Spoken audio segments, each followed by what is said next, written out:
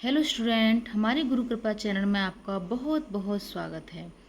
तो स्टूडेंट चलिए, हमारी जो पिछली वीडियो थी उसमें हमने प्रेमचंद जी का जीवन परिचय पढ़ा था। आज हम पढ़ेंगे प्रेमचंद जी के समस्त उपन्यास। यहाँ से आपका 1 नंबर फिक्स है। तो चलिए देरी न करते हुए शुरू करते हैं। प्रेमचंद जी के महत्वपूर्ण रचनाएं में आज हम उपन्यास देखेंगे। थोड़ा सा जीवन परिचय इनका देख लेते हैं। प्रेमचंद जी का जन्म 1880 में लम्ही बनारस में हुआ था। इनका निधन 1936 ईस्वी में हुआ था। पिता का नाम अजायब राय था, माता आनंदी देवी। ये इनका संक्षिप्त जीवन परिचय था। बाकी हमने डिटेल में जो हमारी पिछली वीडियो थी उसमें हमने कर लिया है।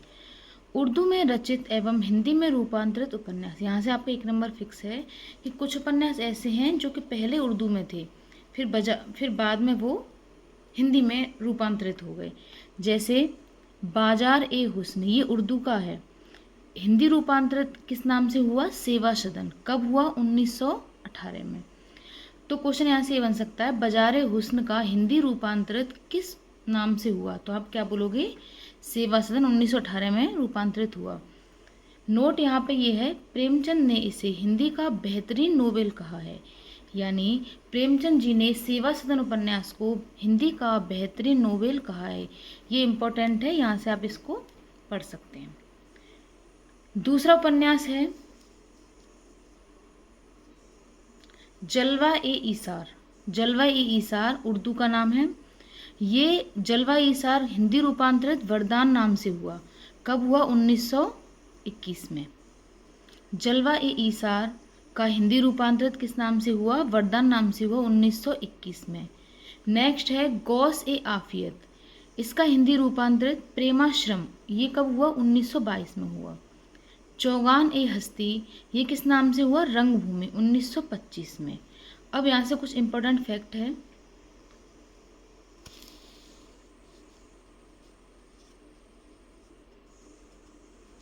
प्रेमचंद का मूल रूप से हिंदी में रचित उपन्यास कौन सा है?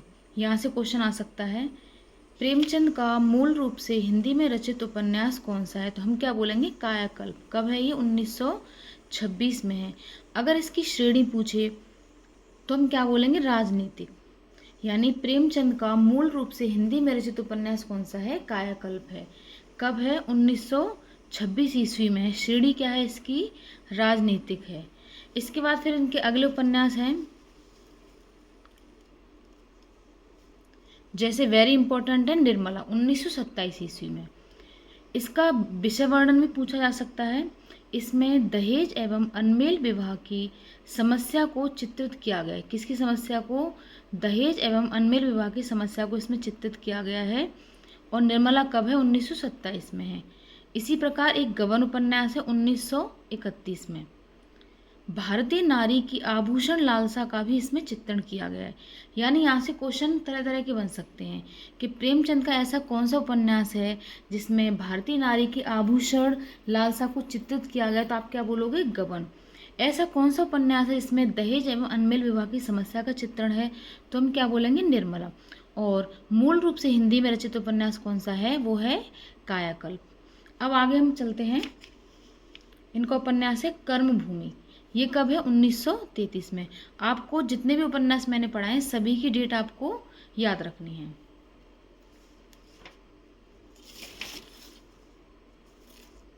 इसके बाद सबसे वेरी इंपॉर्टेंट है इनका गोदान उपन्यास। ये है 1936 में।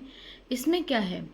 कृषक जीवन की समस्याओं को, विशेषकर किसान ऋण की समस्या का चित्रण किया गया है इसमें।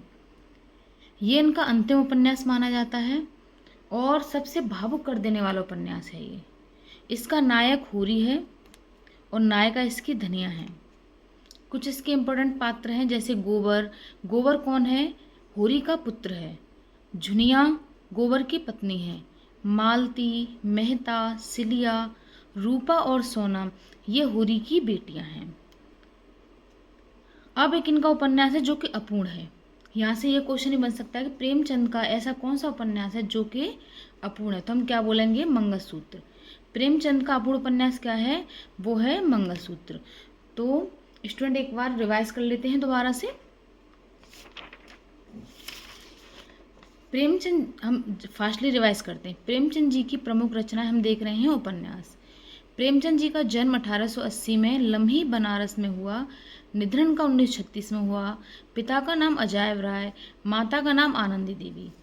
अब इनके कुछ उपन्यास हम देखते हैं जो कि उर्दू में रचित थे, लेकिन उसका रूपांतरित किस में हुआ? हिंदी में रूपांतरण हुआ।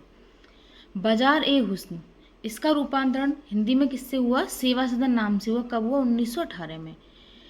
प्रेमचंद जी ने इसे हिंदी का बेहतरीन नोवेल कहा है। जलवा ए ईसार, ये वरदान नाम से 1921 में हुआ। गौस ए आफियत, ये प्रेमाश्रम नाम से 1922 में हुआ। चौगान ए हस्ती, रंगभूमि नाम से 1925 में हुआ। निर्मला 1927 में, इसमें दहेज एवं अनमेल विवाह की समस्या का चित्रण किया गया है। गबन 1931 में, इसमें भारतीय नारी की आभूषण लालसा का भी चित्रण किया गया है। कर्मभूमि 1933 में।